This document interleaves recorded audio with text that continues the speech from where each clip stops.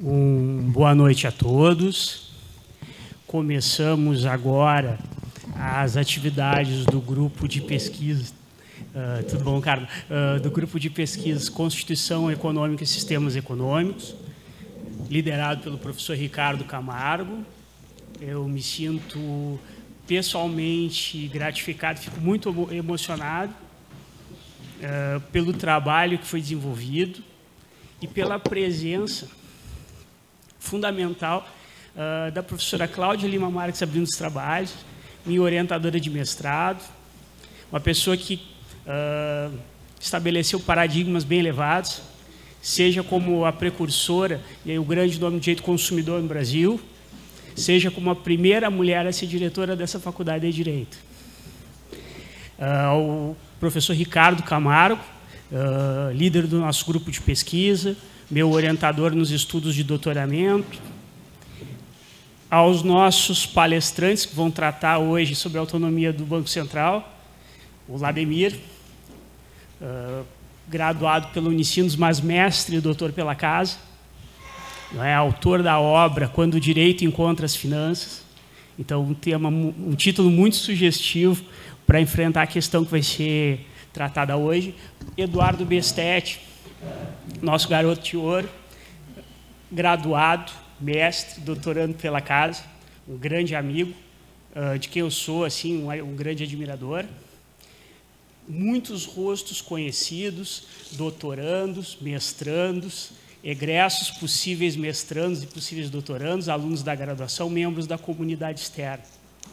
Então, posso dizer o seguinte, não tenho palavras e não temos palavras para agradecer a participação de todos vocês.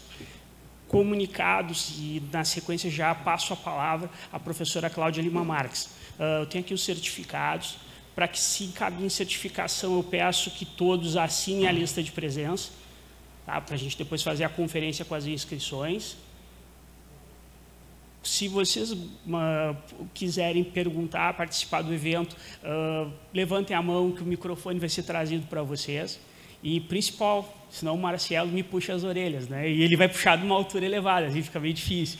Que é o seguinte, a gente vai fazer um coffee break justamente para celebrar essa presença nesse primeiro evento e contamos com a participação de todos vocês.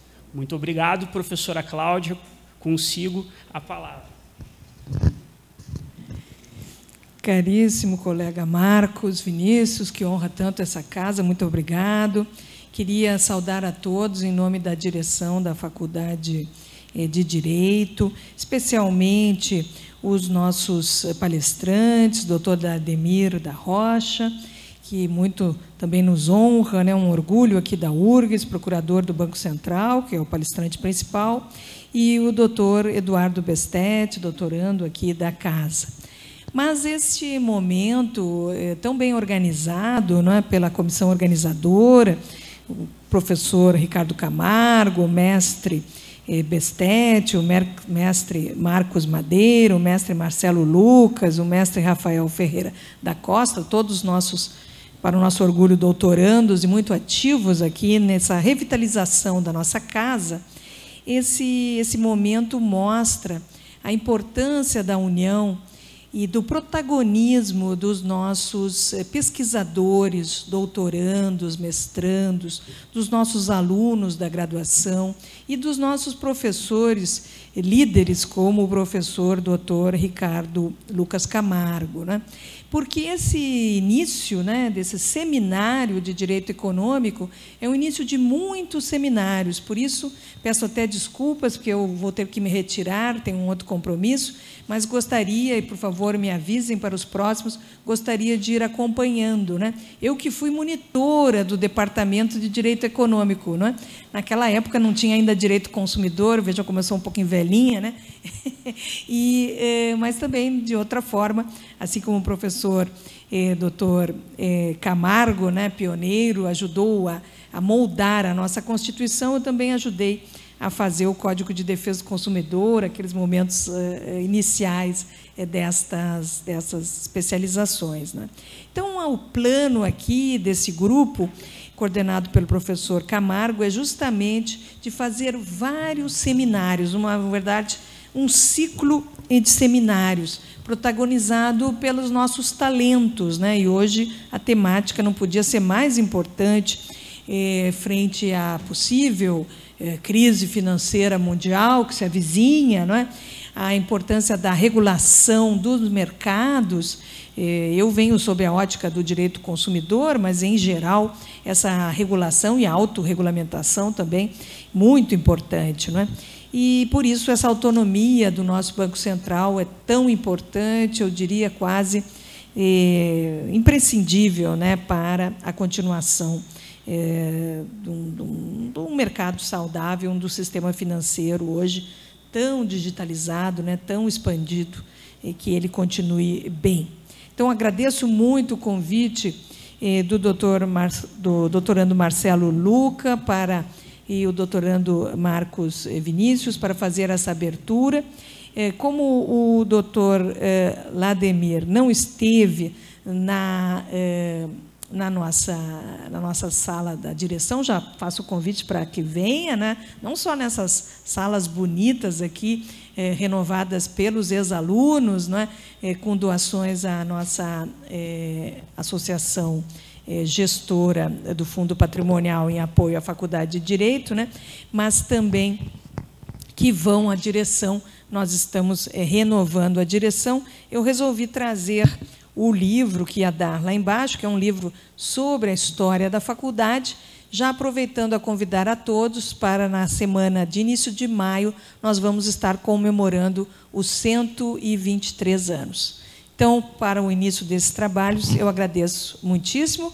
Para o doutorando Bestetti, eu trouxe a revista de Direito do Consumidor, ele não vai ficar chateado, mas eu queria uma foto, junto com o Marcos, entregando o livro para o doutor Lademir.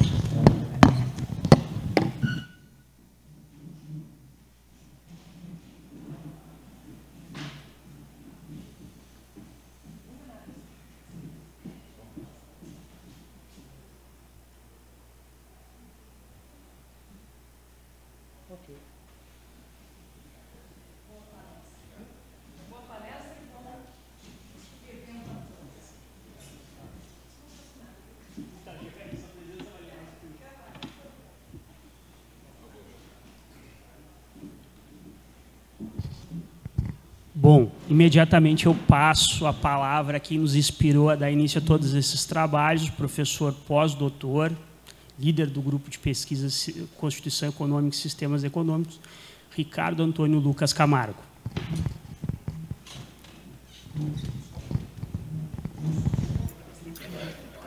Bom, boa noite a todas e todos.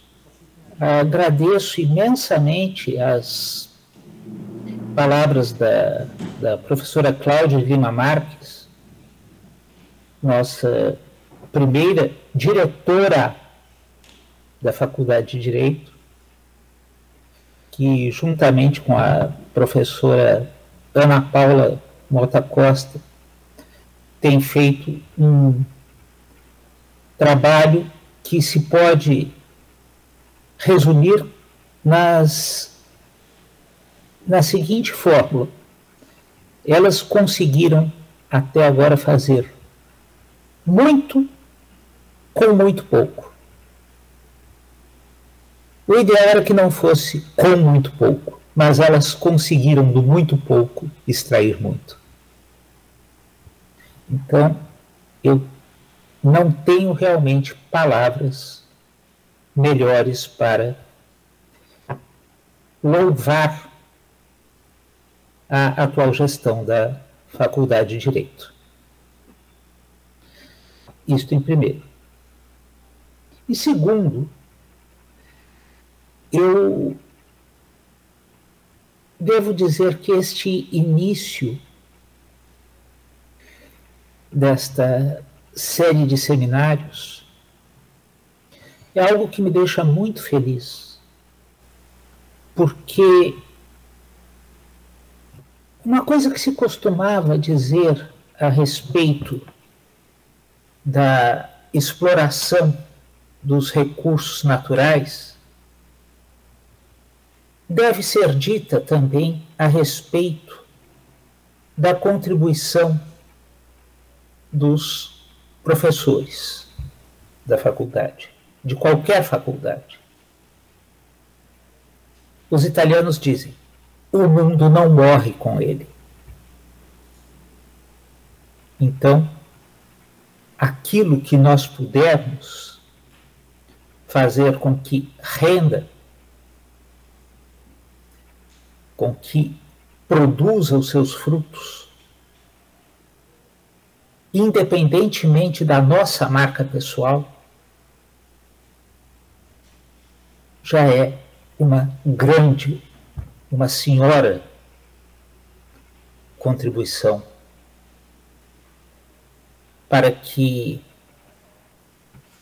este mundo seja menos sofrido do que é. E quando eu falo naqueles que foram e são meus companheiros de jornada, eu sei que eu faria uma injustiça não nominando os meus orientados de graduação. Mas é que foram tantos que eu enfastiaria o auditório. Então eu prefiro referir aqui aqueles que foram e são os meus companheiros de jornada na pós-graduação. Assim, tivemos o Demétrios Barreto Teixeira, Nelson Molon Costa, Rafael Folador, Juliano Martins Eco, Rafael Lemes Vieira da Silva, Tiago Calça Nunes, Rafael Ferreira Costa, Guilherme Franzenriso, Eduardo Moraes Bestete, Sabrina Schossler, Eduardo Mota Pereira, Césio Sandoval Peixoto, Vinícius Adame Casal, Lucas Souto Bolzan, Marcelo Luca, Tiago Guerque, Marcos Vinícius Madeira, Tiago Pereira Lisboa. Alguns prosseguiram comigo, outros seguiram seus rumos.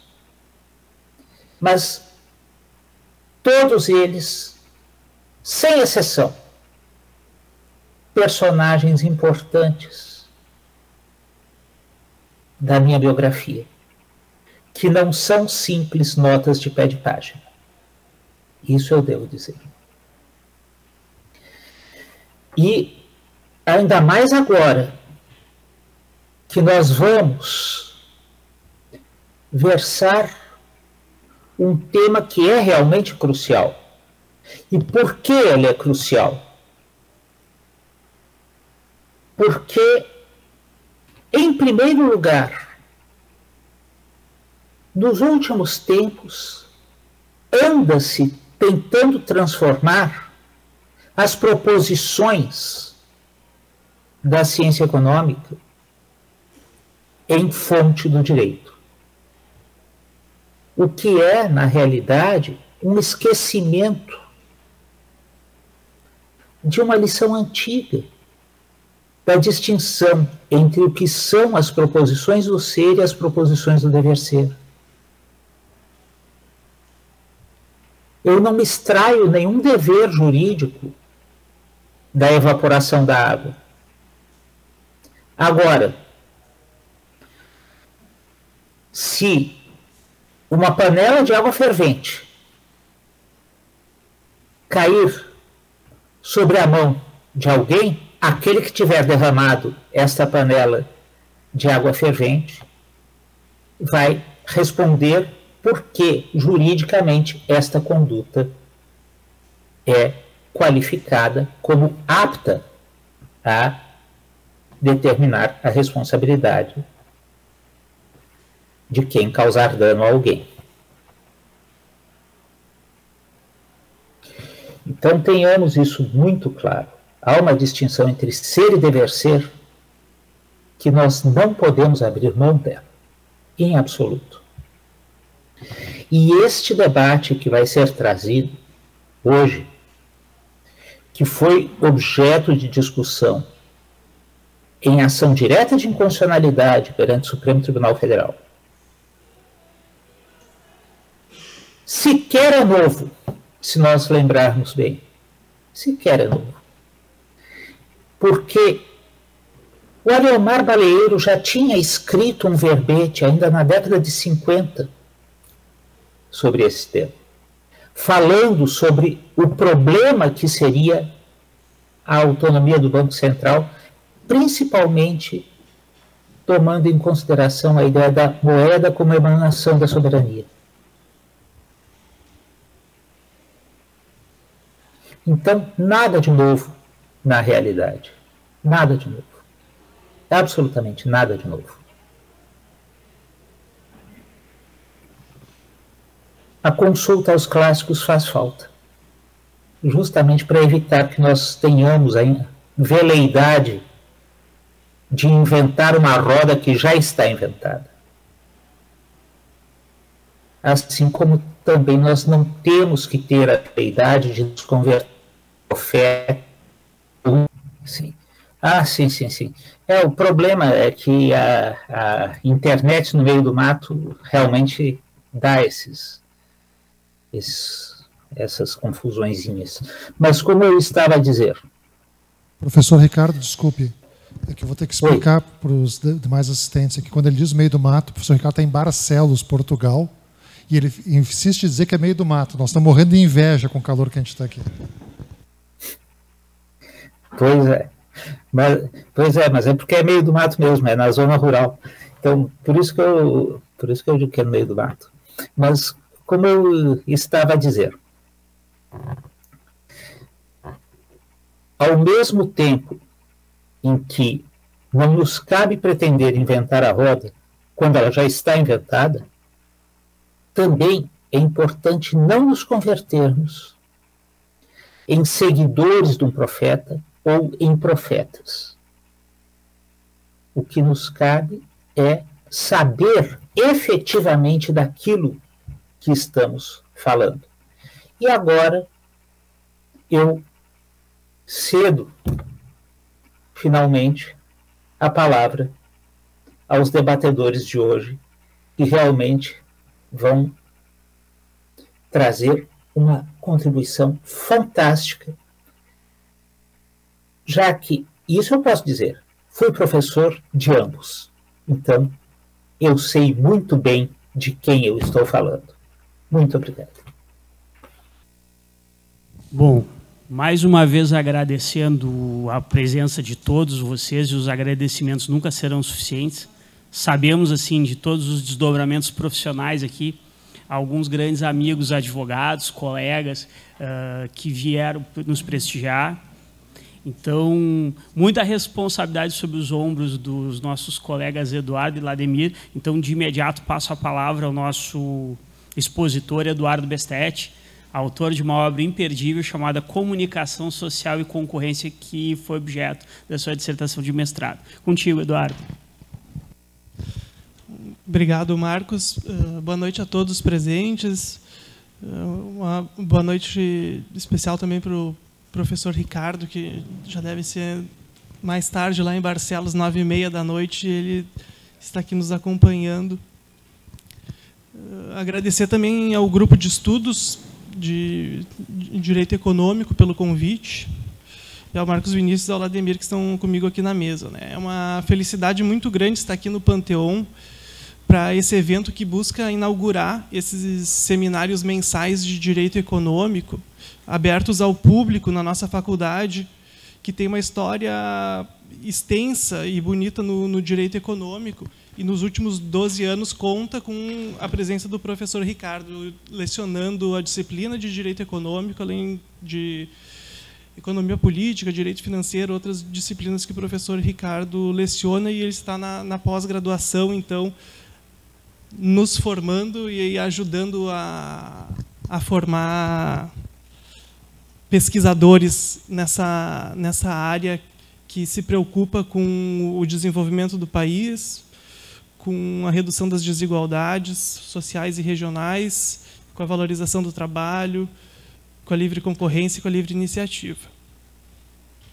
Por isso a importância também de nós mostrarmos aqui ao público, bastante gente da graduação e o público externo, a importância do que nós viemos estudando e dar a nossa colaboração para os debates relevantes, dos relevantes temas nacionais ou regionais que englobam o jurídico e o econômico. Então, o tema que nós decidimos tratar hoje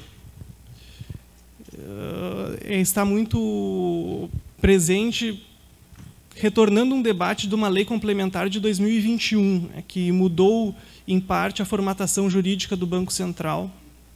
E a minha fala vai buscar demonstrar o que efetivamente foi alterado por este projeto de lei, num primeiro momento, para depois analisar essas alterações à luz do direito econômico brasileiro, da Constituição Econômica. Em suma, a Lei Complementar 179 de 2021 trouxe uma maior autonomia ao Banco Central e trouxe, com isso, uma limitação ao que os governos eleitos podem fazer em termos de política monetária. Então, vejam aqui que eu já propositalmente falei de maior autonomia do Banco Central, porque é assim que eu vou tratar na exposição. A autonomia dessa autarquia, que é o Banco Central, não surge com a Lei Complementar de 2021, mas ela inova em relação às leis anteriores e reduzem a influência do governo na autarquia. Toda e qualquer autarquia goza de um grau de autonomia, e quem define esse grau é justamente a lei que cria essa autarquia. E os limites da lei, os limites da autonomia, os limites formais e materiais que estão submetidos ao legislador, são dados pela Constituição. Então, o primeiro ponto é justamente isso. O debate ele não é propriamente sobre autonomia versus não autonomia, mas é um debate sobre qual autonomia, quanta autonomia e, muito importante, para que autonomia. 5 de 64, essa lei estrutura o sistema financeiro nacional, com o sistema financeiro nacional composto por Conselho Monetário Nacional, Banco Central do Brasil, Banco do Brasil, BNDE, Banco Nacional de Desenvolvimento Econômico, na época, e as demais instituições financeiras públicas e privadas. Essa lei, só por parênteses, por curiosidade, ela é assinada pelo ditador Castelo Branco, Otávio Gouveia de Bulhões, ministro da Fazenda, Daniel Faraco, ministro da Indústria e Comércio, em 64, e Roberto de Oliveira Campos, que a gente pode chamar de Roberto Campos avô, o ministro do Planejamento. O Banco Central, ele, então, substitui a Superintendência da Moeda e do Crédito, que está ali com uma seta em cima.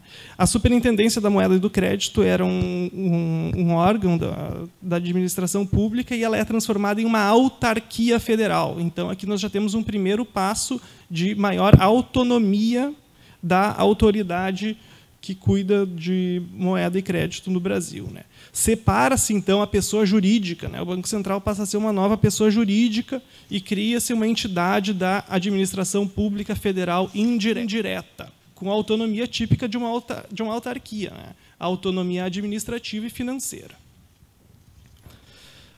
Mas, nessa época, o Banco Central também dividiu uma série de atribuições para o Banco do Brasil, e a formulação da política monetária cabia ao Conselho Monetário Nacional, cuja lei estabeleceu os seguintes motivos para o Conselho Monetário Nacional, e aqui a gente já vê que a Lei Complementar 179 retirou alguns desses objetivos do Conselho Monetário Nacional.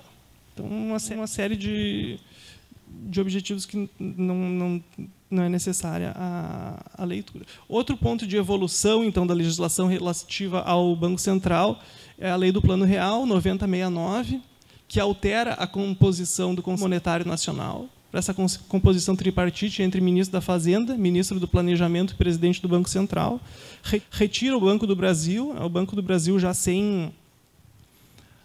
em relação ao projeto original de 64. O Banco do Brasil já não está mais presente no Conselho Monetário Nacional, por já ter perdido atribuições regulatórias que o Banco do Brasil tinha, e ele passa a ser uma instituição bancária estatal, mas que atua no regime de concorrência com bancos privados.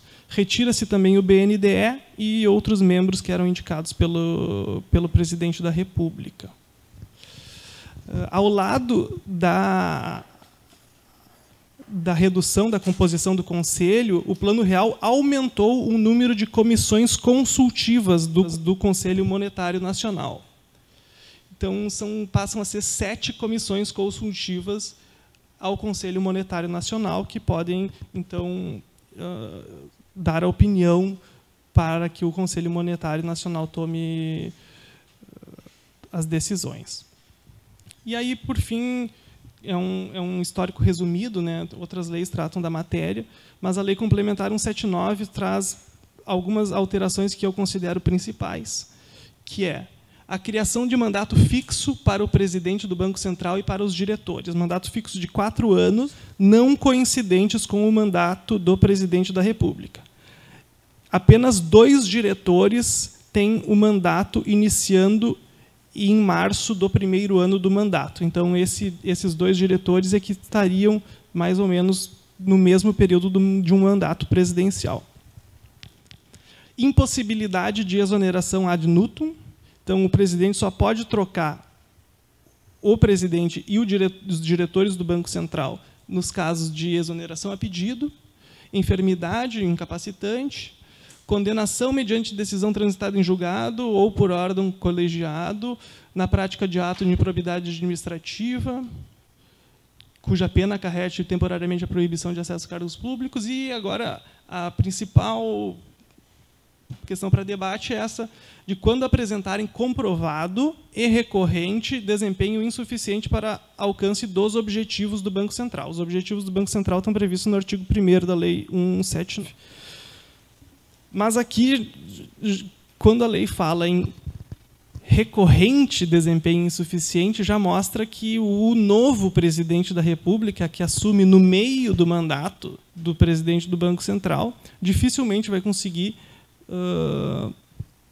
demitir, né, exonerar esse presidente do Banco Central, porque, para o desempenho ser recorrente, ele tem que ser, pelo menos, 2 anos.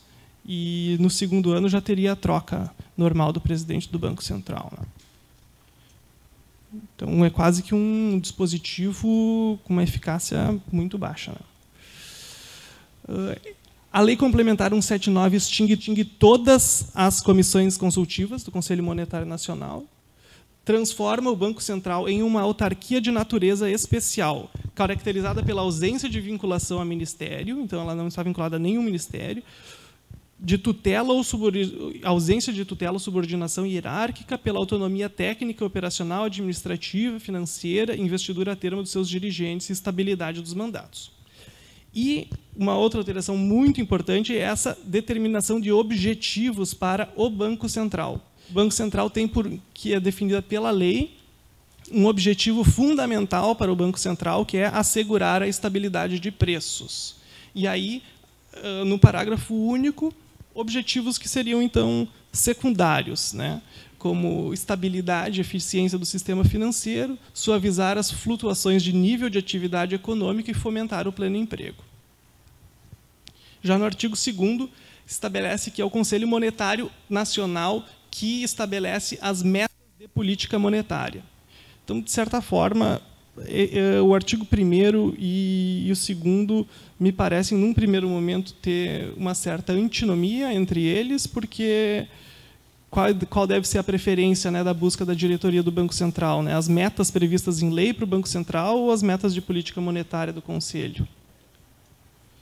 Então, todas essas modificações, que agora eu demonstrei para ilustrar o que eu vou, de fato, falar, são justificadas com o argumento de que o Banco Central é um órgão técnico. A política monetária, por ele conduzida, então, deve ser técnica. Deve ser conduzida por membros técnicos. E, nessa argumentação, o técnico é sempre contraposto ao político. E a minha pergunta, para responder no final, é se técnico é o contrário de político, técnico é o antônimo de político. É um argumento também que considera o técnico como uma presunção de que o técnico é bom e o político é ruim, é populista, é eleitoreiro. Então, vamos começar essa discussão falando de Max Weber, principalmente a obra Ciência e Política, Duas Vocações, que é o sociólogo que justamente traz a noção da criação de um corpo burocrático técnico no Estado. Mas a pergunta que eu faço, Max Weber contrapunha o técnico ao político? Na minha opinião, não. Ao mesmo tempo em que o corpo burocrático permanente e baseado na legitimidade racional do Estado era necessário para as complexas tarefas que o Estado avocou para si no começo do século XX, né? Principalmente no início do Estado Social e novas competências e atribuições aos Estados nacionais, então foi necessária a criação desse corpo burocrático técnico. Também a atividade política era essencial para a manutenção da autoridade do Estado em si, com a autoridade racional legal da burocracia técnica, mas também a legitimidade carismática e tradicional. Em Ciência como Vocação, são dois ensaios, né? Ciência como vocação, política como vocação. E em Ciência como Vocação, ele dá um exemplo de perguntas que a ciência não responde. É um caso do médico, que tem como dever preservar a vida e reduzir o sofrimento, né? O dever básico do médico. No entanto, qual seria a resposta correta para um caso em que a medicina dispõe de técnicas para preservar a vida, mas, com isso, manter o sofrimento do paciente? Apenas argumentos de ordem moral podem dar a resposta para esse caso, e não argumentos de ordem técnica. Então, esse é um exemplo interessante que eu trouxe do Max Weber para mostrar como os argumentos e fundamentos de ordem técnica fundamentar uma decisão, mas a partir do momento que se toma uma decisão, essa decisão ela é orientada por princípios e baseada no argumento técnico. É o que o professor Ricardo introduziu, né? O dado da ciência econômica não cria norma. Ele pode ser usado como um substrato fático da norma, né? Então, posteriormente, para essa discussão, eu trago também a obra de Jürgen Habermas, né, que é posterior a Weber, e ele identifica que a ciência e a técnica viraram, né, no século XX, uma ideologia, principalmente no pós-guerra. Em vez de exprimirem uma forma de pensar racional, elas se transformaram em uma forma de dominação. Justamente no período histórico, o Estado passa a tutelar direitos sociais e atribuir a si uma série de tarefas que antes ele não tinha. Então, essa ideologia torna plausível a despolitização das massas para elas mesmas, pois afasta do debate público as questões que importam a essas massas. Economia, previdência, saúde, trabalho são, então, questões meramente técnicas e não tem por que o debate público tratar delas. As disputas políticas passam, então, a tratar apenas de questões periféricas ao econômico e a eleição, as eleições dos nossos representantes, passa a ser apenas uma escolha plebiscitária do chefe da administração, que pode ser mais ou menos competente, mas sem discussão de questões práticas. Nesse caso, esse, na minha opinião, é o ideário que permeia a Lei Complementar 179, pois ela busca retirar do debate público questões que afetam a coletividade, principalmente, qual deve ser o objetivo da política monetária? Para que deve servir a política monetária agora, neste momento, nesta realidade do país? Essas são as questões práticas afastadas do debate, segundo o Habermas. Então, da mesma forma que a decisão sobre a preservação da vida que o médico deve tomar no caso de sofrimento, no exemplo do Max Weber, que apenas a moralidade do paciente ou da sua família, da família do paciente, na impossibilidade da manifestação desse, pode decidir, nesse caso, sobre a preservação da vida ou não, a política monetária também envolve decisão. E a atividade de decidir uma questão econômica vai considerar os dados da ciência econômica, mas se orientará conforme valores.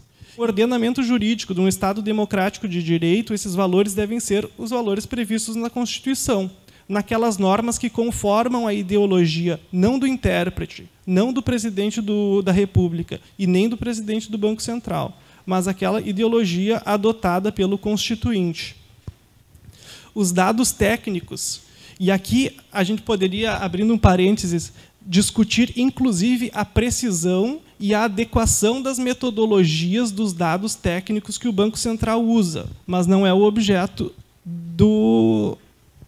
propriamente do direito econômico, né? A gente deixa para o pessoal ali da economia discutir isso, mas também é posta em discussão, né? A qualidade do dado, a precisão do dado. Os dados técnicos que informam a decisão, os dados técnicos informam a decisão, mas ela deve ser tomada de forma a melhor concretizar os objetivos definidos pela Constituição para a República Federativa do Brasil, bem como os fundamentos e princípios da ordem econômica. Quando a Lei Complementar 179 estabelece que o objetivo fundamental do Banco Central é a estabilidade de preços, ela altera uma ordem de prioridades que está estabelecida pela Constituição para a ordem econômica. O controle, essa estabilidade de preços, não pode afetar negativamente, não pode se dar às custas da valorização do trabalho humano, a busca do pleno emprego e a redução das desigualdades sociais e regionais. Além disso, a lei superdimensiona o papel da política monetária na estabilidade de preços. O Estado dispõe de muitas outras técnicas juridicamente previstas para combater a inflação ao lado da política monetária. Em verdade, a política monetária muito pouco pode fazer para combater uma inflação causada pela redução na oferta de produtos, por exemplo, como ocorreu na inflação dos alimentos no ano passado. Pelo contrário, é política pública de outras áreas do Estado que funciona como políticas de compras e estoques públicos de alimento, financiamento da agricultura que comercializa para o mercado interno, por exemplo.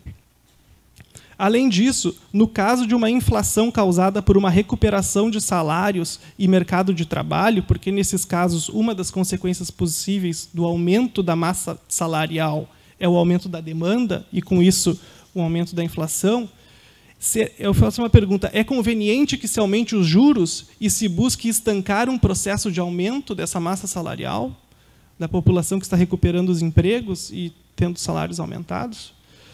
É uma decisão que deve ser tomada de acordo com critérios políticos, não é?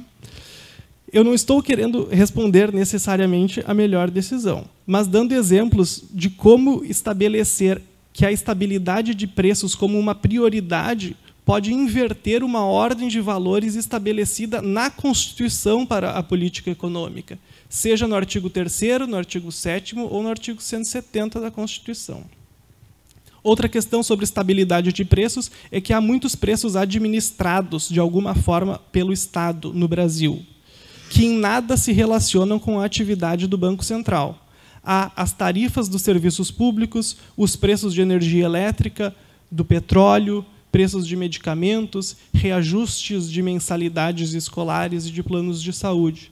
Todas políticas públicas estatais de relação com a estabilidade de preços e que não se relacionam com o Banco Central. Então, a política monetária, portanto, ela é parte da política econômica mais ampla do país.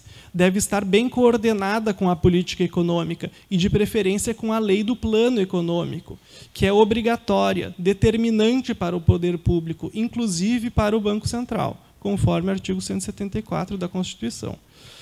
O professor Ricardo brevemente citou a Leomar Baleiro, né? Ele disse assim: o redesconto sistemático, a função de último emprestador ou prestamista de última instância, não seria praticamente possível se o Banco Central não dispusesse do monopólio de emissor e não estivesse intimamente vinculado ao governo para as medidas de emergência indispensáveis e inseparáveis dessa missão, né? A Leomar Baleiro, um constitucionalista, um jurista conservador do século XX, né? Então, com toda essa exposição, nós podemos tirar algumas conclusões, né? E eu vou discordar, eu vou citar nominalmente aqui só esse artigo, porque eu achei interessante a conclusão dele, mas discordo.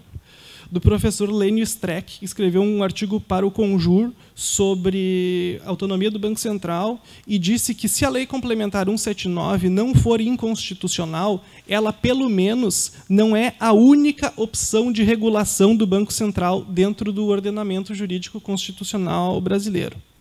Na minha opinião, em direito econômico, muitas vezes uma conclusão como essa ela é possível. Não é inconstitucional, mas não é a única opção possível. Porque a Constituição Econômica traz aos governos e aos legisladores uma ampla possibilidade de conformar a vida econômica, ora mais voltada a uma atuação mais presente do Estado, ora voltada a uma posição mais abstencionista do Estado. Mas, em alguns casos, os limites estabelecidos pela Constituição são extrapolados.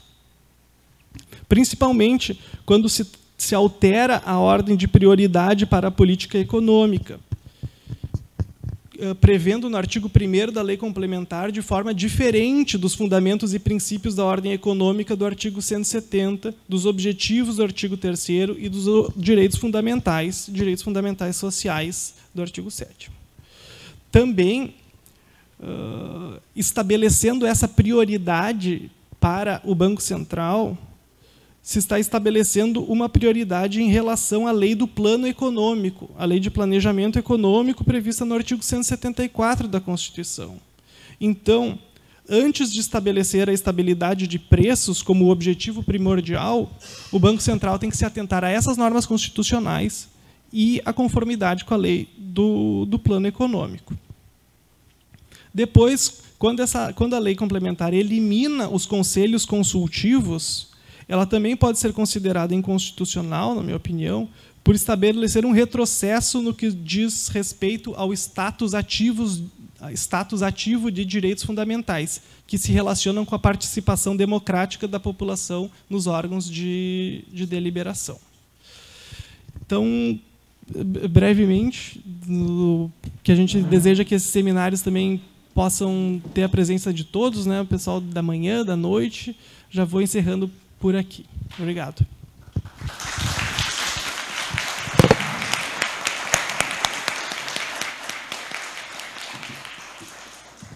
Bom, brindados por essa bela exposição do Eduardo. De imediato, passo a palavra para o professor Lademir. Boa noite a todos e a todas. Eu quero, antes de mais nada, agradecer aqui ao Marcos Vinícius, né, ao Rafael Costa pelo convite, ao professor, né, por chefiar, por conduzir o processo, né, da pesquisa na área do direito econômico aqui, né.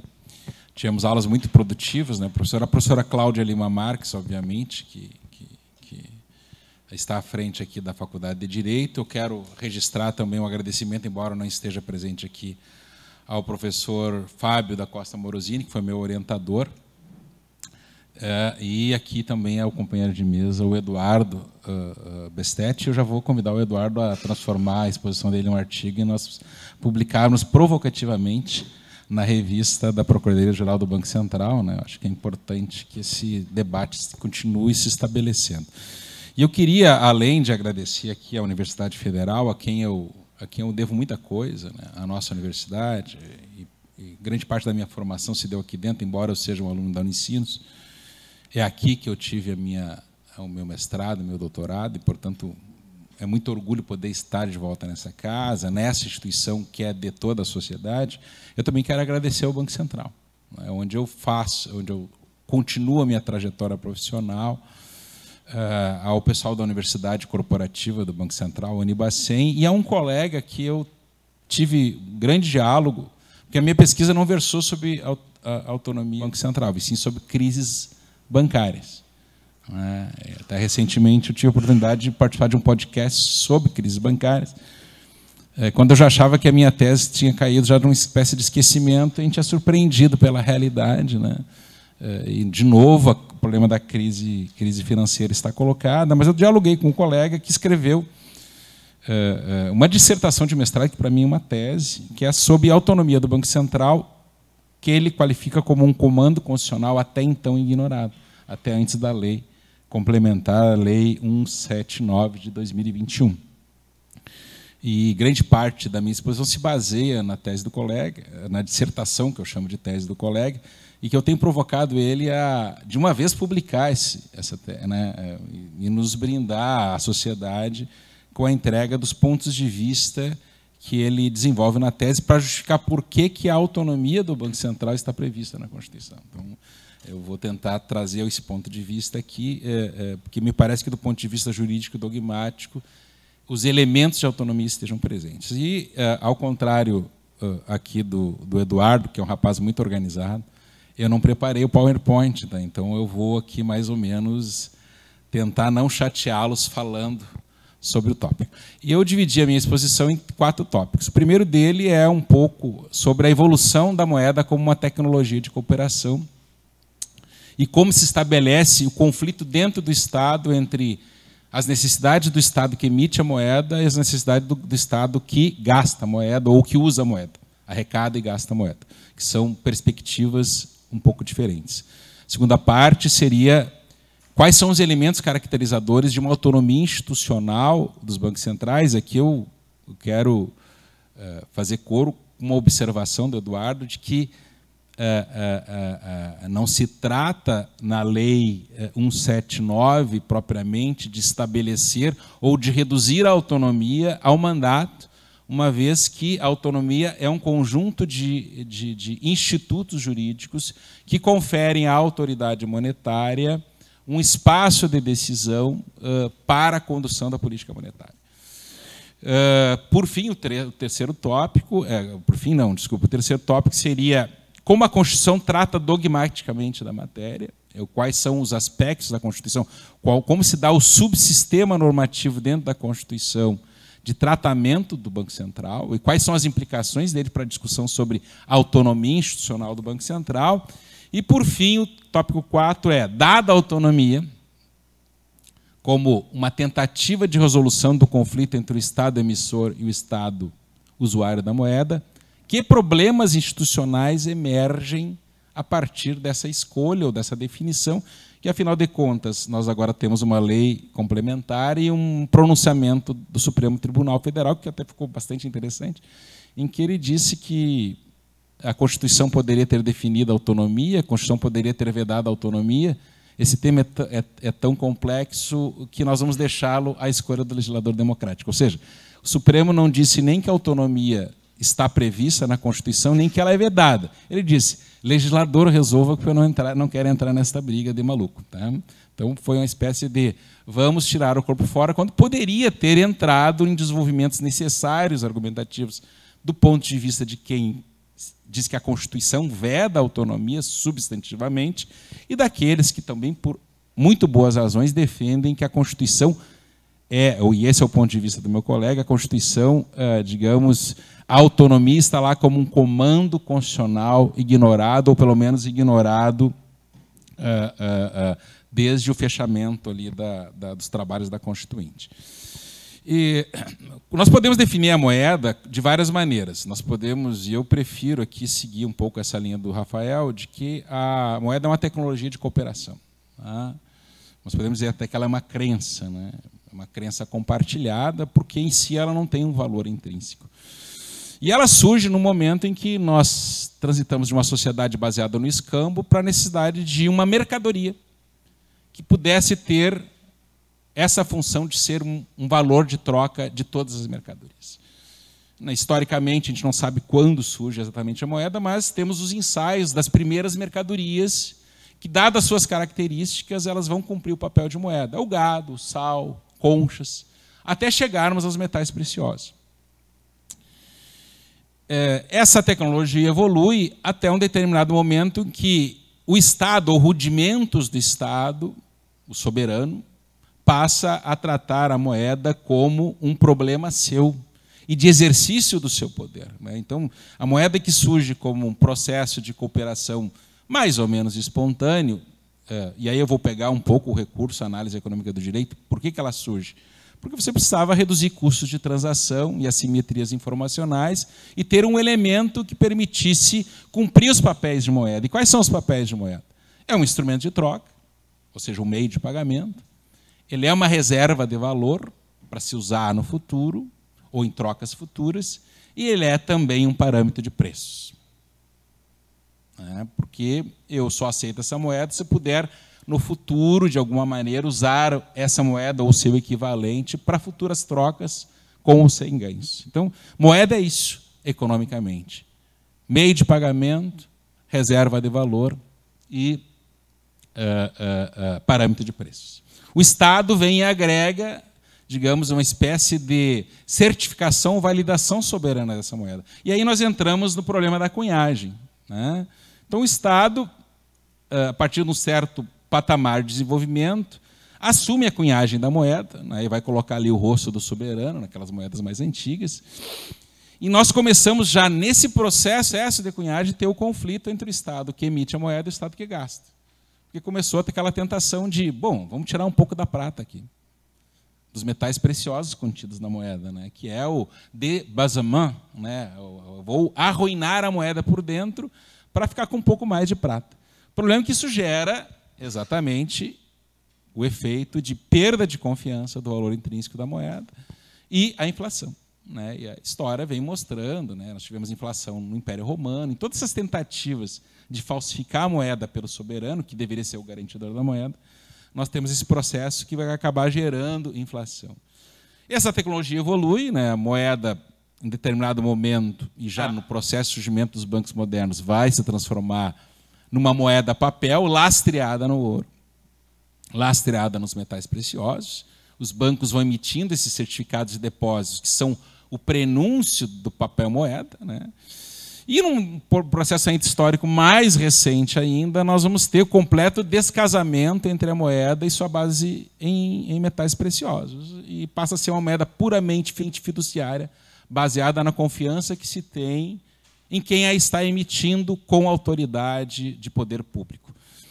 E nesses processos, à medida em que a moeda evolui para atender determinadas necessidades, eu vou dizer ali que, por exemplo, na mudança da moeda metálica para a moeda de papel e depois para o papel moeda sem lastro, nós temos ali um problema de elasticidade da moeda, ou seja, a moeda puramente baseada em metais ou de metais, ela é muito pouco elástica, e à medida que as trocas, a economia se torna mais complexa, você precisa de maior elasticidade da moeda. E é isso que vai levar ao processo de completo descasamento da moeda com sua base em metal, e vamos ter aquilo que se chama a criatura da lei, que é a moeda moderna, que é uma moeda de papel que logo será uma moeda puramente eletrônica. Junto com isso, nós vamos também ter um problema que vai ter impactos profundos na economia, que é, à medida que os bancos modernos vão surgindo, eles vão captando moeda e fazendo empréstimos, captando moeda, captando depósitos à vista e fazendo empréstimos, e vão gerar uma segunda emissão monetária, que é a moeda escritural. Que, segundo a teoria monetarista, tem que ter sua atividade contida por duas razões fundamentais. Uma, expansão da base monetária gerando inflação. A segunda delas é a geração do risco sistêmico pela hiperalavancagem, porque você começa a criar um problema de a mesma moeda ser emprestada várias vezes, gerando vários depósitos. Quando eu digo que nós todos vamos ao mesmo tempo sacar dinheiro no banco, nós criamos o risco de uma corrida bancária e, obviamente, nós não vamos encontrar o nosso banco lá. E aqui um parênteses, gente. Uma das maiores mentiras conceituais é a mentira de que há um depósito bancário. Porque a palavra depósito me dá a entender que, se eu entregar esse copo para ti, tu vai me devolver. Então, eu deixei a minha moeda no banco, ela está lá. Não, na verdade, quando eu fiz o depósito bancário, eu fiz um empréstimo para o banco. E o banco vai usar a minha moeda para fazer novos empréstimos que vão voltar para o banco sob a forma de novos depósitos. Então, a operação que eu tenho com o banco na qualidade de depositante não é uma operação de depósito, é uma operação de crédito. Eu me torno credor do banco. E aí nós corremos esses riscos todos, que talvez até nem seja o objeto da nossa discussão aqui, mas o risco do descasamento, de liquidez entre as obrigações do banco no curto prazo e seus ativos no longo prazo. Pois bem, meus caros, então como surge a discussão sobre autonomia? Que problema concreto a autonomia quer resolver? O problema do conflito entre o Estado que emite a moeda e o Estado porque usa a moeda, arrecada a moeda, gasta a moeda. E aí nós temos... Isso é normal no Estado. O Estado não é uma coisa... É um mito do direito falar que o Estado é uma estrutura unitária. Na verdade, o Estado é um polo de conflitos e de interesses variados e gera políticas pontualmente conflitantes.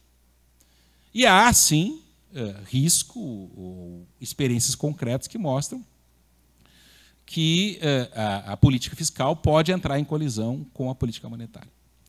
E a forma ou o modo de se tentar resolver esse conflito é assegurar espaços de autonomia institucional à autoridade monetária, que, no caso, é comumente exercida pelos bancos centrais. Tá? Com isso, eu posso passar para o segundo aspecto, que é como é que nós podemos traçar esses elementos de autonomia. Esses elementos de autonomia, eles não se reduzem à ideia do mandato. Eles têm muito mais a ver com para que você concede autonomia. E, nesse aspecto, a concessão da autonomia está ligada justamente a um pressuposto de separação da política monetária da política fiscal. E você constrói alguns elementos que é a quem cabe emitir moeda. Por que você vai transferir a competência de emitir moeda do soberano para um órgão do soberano? Como deve ser conduzida a política monetária? E aí nós podemos pensar nesses elementos de condução da política monetária priorizando um ou outro objetivo. Então, a autonomia ela se configura, e eu não vou entrar, porque eu vou direto justamente para o item 3, que é o da Constituição, é ver como esses esferas ou espaços de autonomia são construídos ou definidos na Constituição Federal, porque me parece ser o elemento central do nosso debate aqui. Afinal de contas, a Constituição aponta para a autonomia, que pode ser conformada de um modo mais ou menos intenso ou elástico pelo legislador democrático. A Constituição, ao contrário, veda a autonomia, ou essa é uma matéria em aberto para a conformação pelo legislador democrático, né? Que é, como eu volto a dizer, a opção que foi dada na decisão da ADI.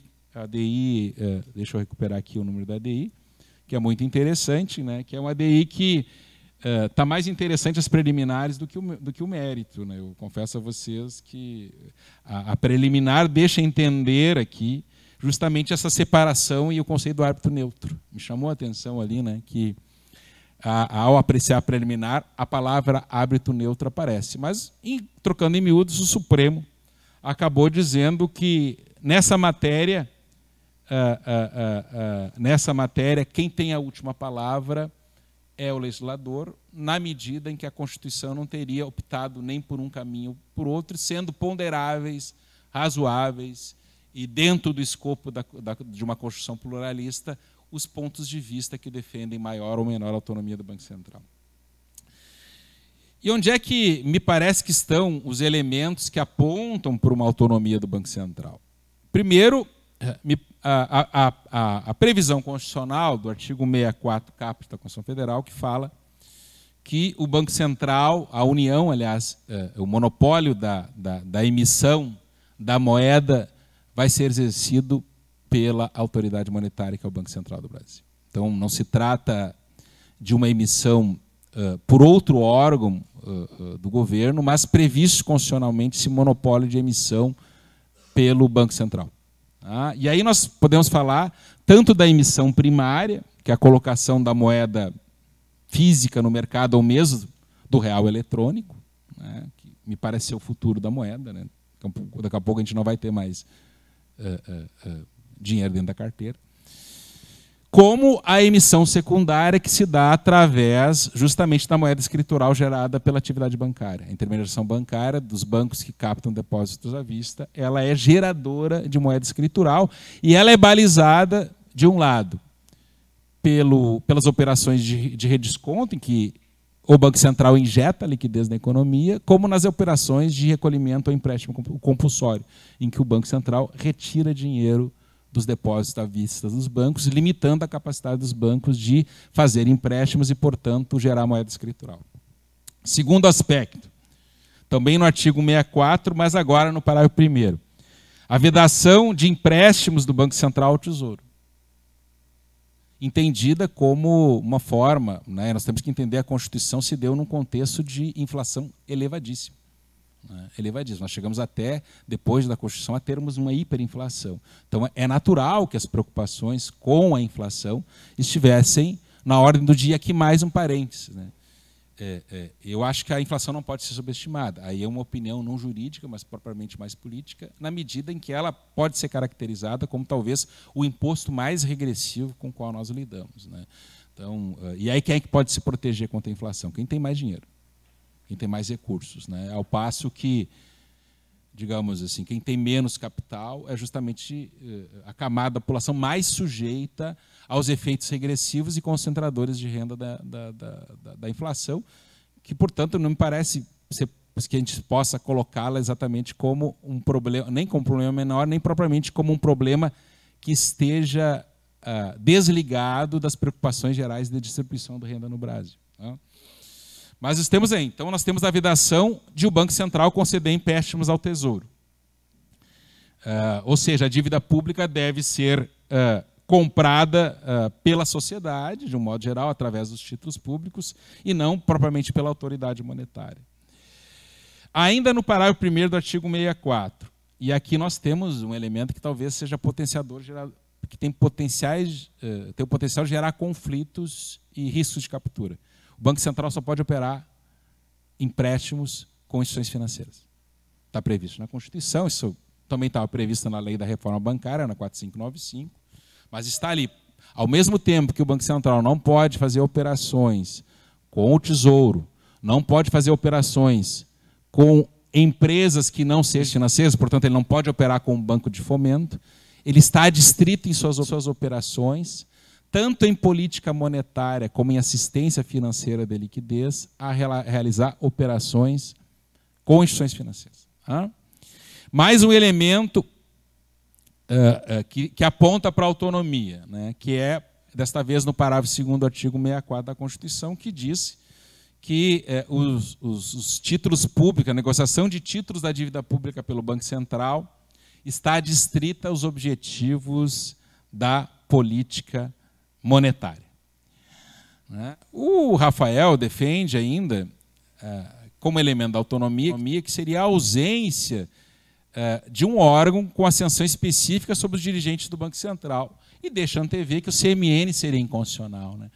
Eu já tenho uma outra visão, aqui é um ponto de discordância. Eu acho que o CMN, que é a porta de entrada do Poder Executivo nas decisões de política econômica, seria o contraponto institucional à autonomia do Banco Central, e talvez devesse ser o foco de preocupações de futuros desenvolvimentos institucionais. Ou seja, como aproximar o Banco Central de decisões do soberano, entre aspas, através, né, do Conselho Monetário Nacional, que é um órgão do Poder Executivo. Tá? Aí vem a ponderação do Rafael de que algum mecanismo de proteção contra a dispensa discricionária dos dirigentes do Banco Central, e aí nós temos a lei complementar, agora essa tese é anterior à lei complementar, a tese, tá? Eu tenho dito para o Rafael que o que ele escreveu é uma tese. Tá? Ele humildemente diz que é uma dissertação. Mas é anterior, mas ele defendia esse mecanismo, que seria mais um passo, e, portanto, a autonomia não se resume e não pode ser limitada à questão do mandato, precedido, né, de participação do Senado na aprovação dos nomes indicados pelo chefe do Poder Executivo, né, que é aquela previsão lá do artigo 5.2, inciso 3º, letra D da Constituição Federal, que define as competências do Senado Federal, entre elas a de aprovar o presidente, o nome dos presidentes e dos dirigentes do Banco Central. Então, o mandato seria a complementação desse projeto. Aí veio a lei, obviamente, a lei complementar 179. Tivemos também, meus caros, e aí, vejam, nós estamos com o nosso foco na lei complementar 173/2021.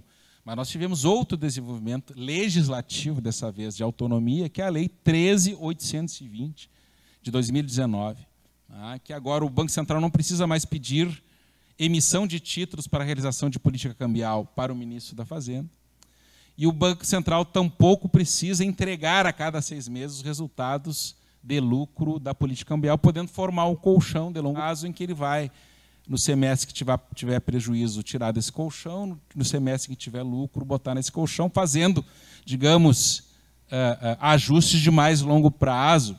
Porque qual era o problema por trás disso? Quando tinha lucro, ele não era trocado por liquidez, ele era trocado por título público, que era uma forma indireta de financiamento do Tesouro. O que é o financiar o Tesouro? Financiar o Tesouro é comprar dívida pública, né? Um instrumento de política fiscal. Pois bem, meus caros, estabelecido, me parece, que a autonomia ela vem, ou melhor, o mandato ele vem dentro de uma linha, digamos assim, de conformação com a Constituição, nesse aspecto do subsistema normativo que trata do Banco Central, a gente começa a ter que lidar, então, mais ou menos com... bom, se quis resolver aqui o problema do conflito entre o Estado emissor e o Estado usuário da moeda. Essa solução institucional, como todas as soluções institucionais, é imperfeita e ela é geradora de outros problemas. Eu tentei elencar alguns problemas e apontar para umas possíveis soluções. Primeiro problema, que parece ser o mais grave, é o agravamento do risco de captura da autoridade monetária, sobretudo no problema da porta giratória. Da onde é que a gente seleciona as pessoas que estão ali no Banco Central? Basicamente do mercado. E aí tem que se pensar aí quais são os mecanismos assim que vão tentar atenuar o problema de tirar gente do mercado, que vai voltar para o mercado, tendo operado com o Banco Central. O segundo problema, equilíbrio, complementariedade e potenciais conflitos entre as exigências de estabilidade monetária e outras exigências. Eu destaquei uma em especial, que é a exigência de estabilidade financeira. O Banco Central é, ao mesmo tempo, autoridade monetária e supervisor do sistema financeiro. É o modelo mais usual no mundo. O Banco Central, ao mesmo tempo que exerce ou coordena ou executa uma política econômica, ele regula um segmento de mercado, que é algo completamente diferente de ser autoridade monetária. Ele é o supervisor de um segmento do mercado, que é o mercado financeiro, que tem problemas, tem interface com a economia geral, né, mas tem problemas. Vou pegar um exemplo para vocês. O Silicon Valley Bank, nos Estados Unidos, que quebrou recentemente, ele quebrou não exatamente, ele fez, eu diria, aquilo que seria a aposta menos arriscada. Ele, tendo as disponibilidades financeiras dele, comprou títulos do Tesouro Americano, que é tudo aquilo que tu diz assim, tu não vai ter grande rentabilidade, mas, né, você, em compensação, tem garantia de retorno do Tesouro Americano, né? Por isso que a taxa de juros deles é menor. Tá, né?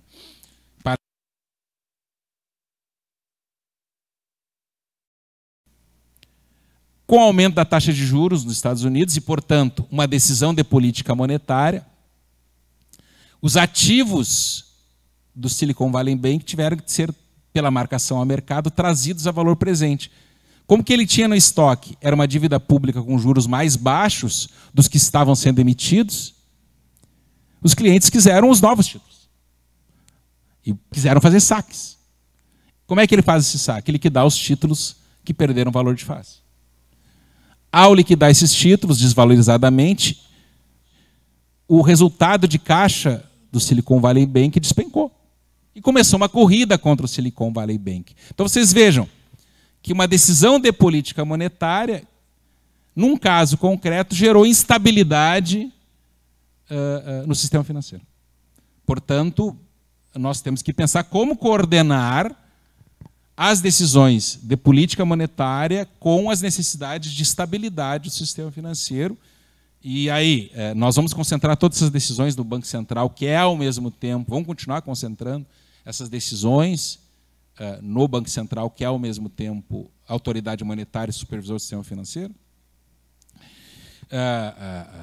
E lembrando sempre que, quando tem crise financeira, aí nós temos aquele problema de aquilo que era um assunto privado vira um assunto público, né? Porque em todas as crises financeiras, grande parte da assistência financeira de liquidez vem do Tesouro.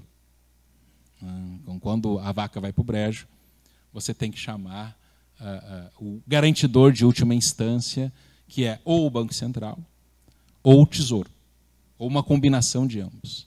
Tá? Então, esse é um problema de risco moral muito severo.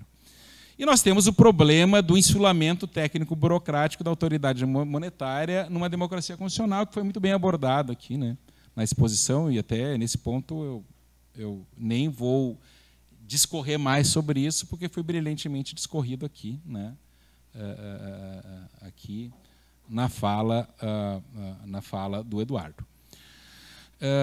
Algumas possíveis soluções, né? O problema da captura, me parece que a gente precisa pensar até numa espécie de estrutura mais pluralista de composição da diretoria do Banco Central, agentes do mercado, membros da própria burocracia do Banco Central, os servidores da casa e a academia, e aprimorar os mecanismos de quarentena, né? O equilíbrio entre autoridade monetária e supervisão do sistema financeiro, eu diria que há duas possibilidades de solução. Uma é manter a acumulação de funções, outra é criar um supervisor do sistema financeiro. Se houver muita concentração de poder, talvez esse seja um elemento que precisa ser cogitado, mas daí nós teríamos que saber como coordenar as decisões do supervisor financeiro com as decisões da autoridade monetária, né?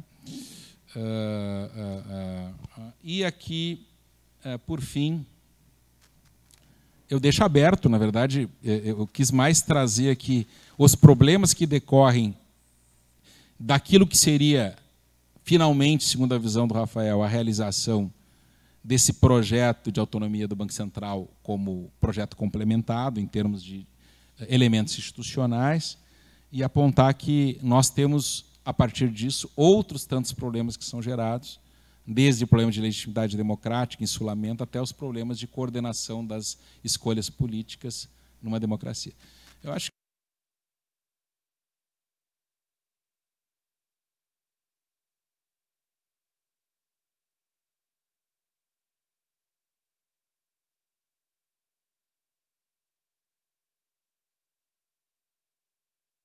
muito obrigado. Hein?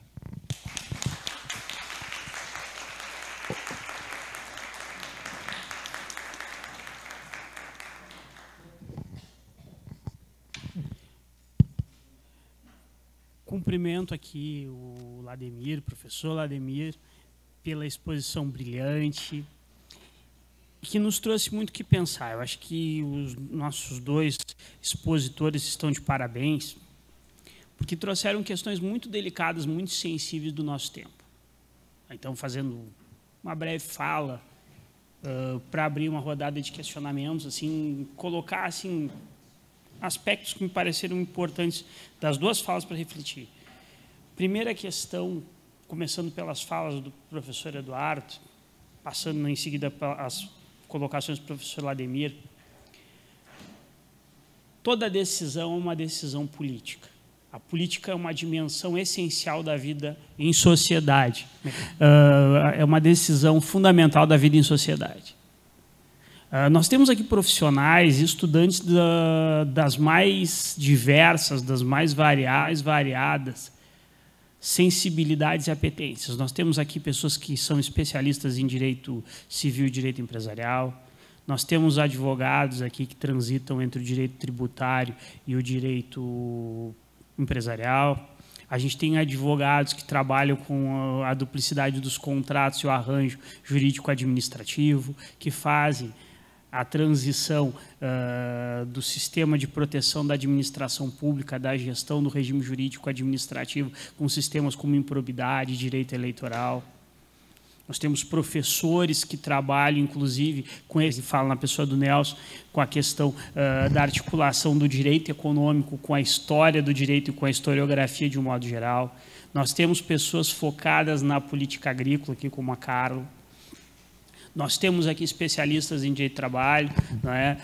Que fazem disso tema especializado na advocacia, como a doutora Tereza, como o doutor Marcelo, não é? Que inclusive é um estudioso de temas muito sensíveis ao espaço da nossa contemporaneidade. Por que eu estou trazendo alguns nomes aqui, alguns rostos? A gente também tem os especialistas do Estado na questão da política fiscal e política tributária, né, representados aqui na figura do meu brilhante irmão de seleção, né, meu irmão gêmeo aqui de admissão dessa casa, que é o professor Tiago, doutorando, a quem eu tenho orgulho de chamar de amigo. E, enfim, e o mais importante de tudo, gente, estudantes e profissionais que estão fora hoje não mais da universidade, mas próximos daqui. Por quê? Porque vocês são a possibilidade de real mudança. Então, essas falas, elas têm uma questão muito importante, o seguinte, porque elas trazem para vocês uma responsabilidade que é de vocês. São vocês, por exemplo, o Marcos Vinícius aqui, meu tocaio, e o Felipe, com quem eu tive o prazer, assim, são ouvintes falantes, porque são, enfim, jovens e certeiras apostas do professor Bruno Mirai, assim, alunos talentosíssimos, tá? E digo de coração aqui, isso não é uma questão de elogio fácil, tá? Não, eu faço elogios fáceis no cafezinho, nos eventos oficiais só os muito merecidos. Então, por que eu digo isso, gente? Porque vocês vão ser chamados a decidir e vocês precisam ter qualidade para enfrentar o processo de decisão. E essa é a linha central da exposição do Eduardo, a meu juízo. Eu não posso decidir sem ter informação de qualidade. E essa decisão, ela implica numa atividade de concertação, e o professor Lademir também passa, não a lata, ele passa direto por esse tema, de concertação política. E ainda mais, isso é mais sensível no Estado, onde a gente tem um arranjo institucional muito frágil. Porque as instituições, nós não discutiríamos isso se o eventual presidente de plantão, eu não estou falando do Roberto Campos Neto, estou falando de qualquer presidente que o Banco Central venha a ter, ele não se sinta como um representante de um segmento do mercado ou como alguém que está lá a título de esta cadeira é minha, Raimundo Faoro não morreu. Mesmo. Então, a ideia do patrimonialismo, do sujeito que ocupa o Estado como um feudo privado, ainda é muito forte entre nós. E as duas falas refletem isso muito fortemente. Então, a gente vai ter que ter um trabalho de engenharia institucional, de construção, nem digo de reconstrução, de construção mesmo, para que a gente possa começar a pensar em ter uma política econômica, que é um tema diretamente relacionado ao direito econômico. A gente discute, por exemplo, um direito das garantias aqui com o professor Bruno, que se relaciona com essas questões no âmbito macro. Se isso tudo não for coordenado, senão a gente vai vivenciar aquilo que o Gilberto Bercovici vive chamando de estado de exceção econômica permanente. O grupo que tem força política, que tem lobby econômico, que tem um representante em setor estratégico do Estado, que é isso que é em síntese a captura, vai impor os seus interesses no arranjo político. Então, a ideia de que a gente precisa ter acesso à informação, estruturas mínimas de planejamento, Nelson, um dos entusiastas desse pensamento, pluralização e fortalecimento das instituições e o estabelecimento de elementos de coordenação, gente, que foi o que os nossos colegas aqui, nossos expositores, fizeram com brilhantismo, vai ser o trabalho de vocês. Vocês vão passar décadas lutando por isso e os netos de vocês também. A discussão não é que o juro tem que ser de 13% ou 10%. É por que essas questões não são discutidas nos grandes fóruns, nas grandes arenas. Por que essas discussões ficam fechadas e se transformou o argumento econômico no sucedâneo do pior de todos os argumentos usados em direito, a natureza das coisas. E como o Eduardo muito bem colocou, a economia é um fenômeno social, então ela também é decorrente da interação de seres humanos. Eu não estou nem fazendo um juízo de mérito sobre as decisões, mas tem decisões, e as decisões são humanas e atendem a interesses específicos, mais ou menos republicanos. Então, com isso eu encerro essa breve fala e convido vocês a fazerem seus questionamentos.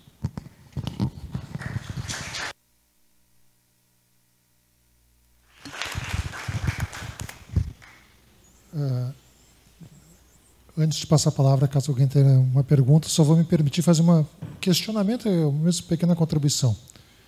Eu sou um senhor já com certa idade, né? Eu e o Lademir fomos contemporâneos de faculdade.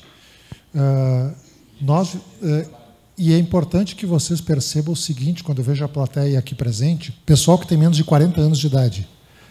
Quem tem menos de 40 anos de idade não estava como parte da população economicamente ativa na década de 80, na década de 90, quando a Constituição é definida em 5 de outubro de 88, tem um artigo lá na Constituição que define uma limitação de juros. Em 1990, eu comprei um Chevette da minha sogra. Paguei 4 milhões por ele. Um ano depois, eu vendi ele por 6 milhões. Tem os recibos lá. Eu fui demitido do emprego, recebi uma indenização em 88, 89, recebi uma indenização de quase 1 bilhão.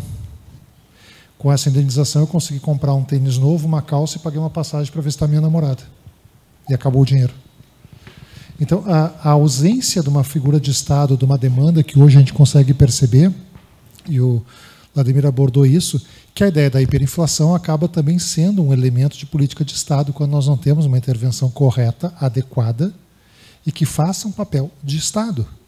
Quando nós temos um Banco Central que seja submisso, mas que não na ideia de submissão, de autonomia, mas que na ideia que ele não faça uma política econômica, né, e que lide com uma frase, eu vou permitir aqui fazer um comentário que o professor Ricardo fez, quando se fala de uma política despolitizada. Nós não podemos lidar com essa ideia e nós não podemos aceitar isso, não enquanto pesquisadores, não enquanto pensadores, e não enquanto pessoas que estão ocupando espaço e têm capacidade de intervenção. Quem quiser fazer alguma pergunta, alguma contribuição, por favor.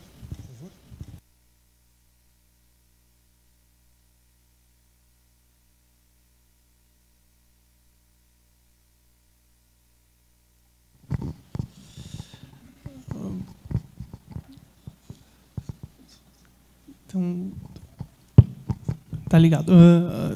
Então, só retomando sobre algo que o Marcos Vinícius comentou, e também a fala do Marcelo e do Lademir, a gente vê que a exposição do Lademir foi boa quando eu saí anotando, assim, né?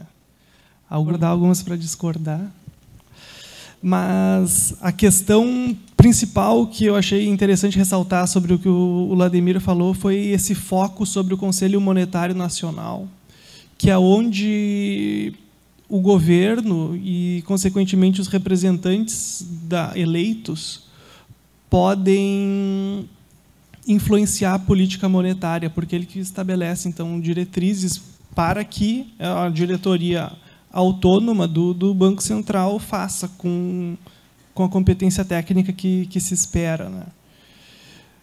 Entretanto, aí, retomando um pouco o que eu falei, a questão é que o artigo 1º da lei complementar é que estaria extrapolando, de certa forma, os limites que uma legislação infraconstitucional pode prever, porque ali ele não prevê só a autonomia, qual autonomia ou quanto autonomia. Ali ele prevê para que autonomia.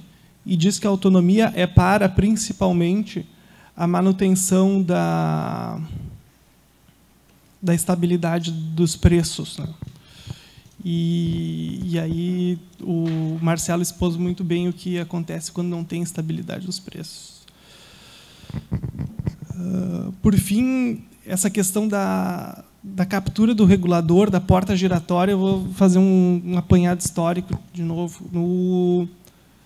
No começo do Estado Social, nos anos 20, 30, quando o Estado começa a aumentar o seu tamanho, as suas competências, as suas atividades, a gente passa por um modelo de organização do Estado chamado Estado corporativo, em que o Estado... E aí vou citar um autor brasileiro, que é o Oliveira Viana, um jurista que atuou no governo do Getúlio Vargas. Ele era também um sociólogo, uma pessoa horrível, eugenista, e, enquanto jurista, ele atuou no governo Getúlio Vargas, ajudando a desenhar algumas instituições dessas do Estado corporativo.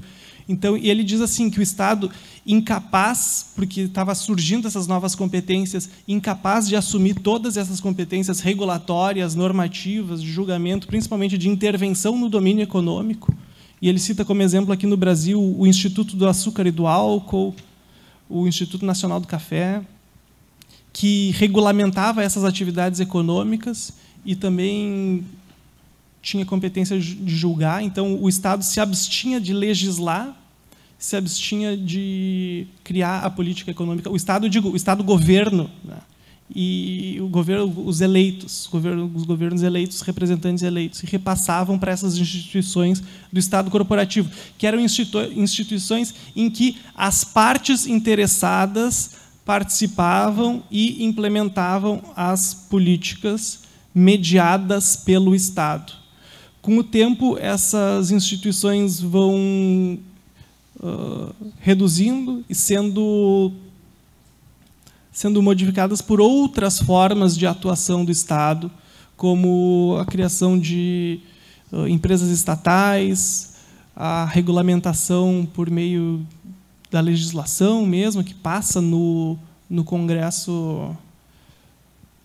Nacional, aprovado pelos representantes. E aí vem uma contraofensiva, que é ilustrada pelo que o Habermas diz, a contraofensiva do argumento da técnica, do não é possível fazer diferente, o argumento do só há essa alternativa, e aí esse movimento contraofensivo, que aqui no Brasil pode ser mais percebido nos anos 90, ele pode ser associado a uma palavra que está muito carregada de significado, mas que é o neoliberalismo. Ele volta a afastar as decisões de política econômica da discussão pública, da legislação, passa por um momento de desregulamentação, privatização e aí a criação das agências reguladoras. As agências reguladoras como órgãos técnicos que normatizam atividades e setores da economia, mas em que não há mais participação da população na definição dessas regras, né? Fica muito difícil em conselhos, etc. E, diferente lá do Estado corporativo, nas agências reguladoras, nem mesmo a participação das partes interessadas está muito presente, né? Ou essa participação ela é negada, tapa-se os olhos, finge-se que ela não existe, mas, na verdade, ela está lá, por meio da captura do regulador. Então, esse é um risco muito grave, né, que o desenho institucional deve lidar. E a minha pergunta é, em todos os países capitalistas e que adotaram esse modelo das agências reguladoras, se discute a captura do regulador. E a minha pergunta é, será que há um modelo, dentro desse modelo das agências reguladoras, possível? Há a possibilidade de se evitar a captura do regulador? Ou será que não é justamente voltando o debate, a regulamentação ao espaço público e a participação que a captura do regulador não vai ocorrer, né? E o Vladimir fez essa proposta também. E aí, sobre o ponto específico, uma solução possível é justamente a expansão, a maior participação e colocar representantes mais plurais dentro do Conselho Monetário Nacional, né, para estabelecer a política monetária e fiscalizar o Banco Central.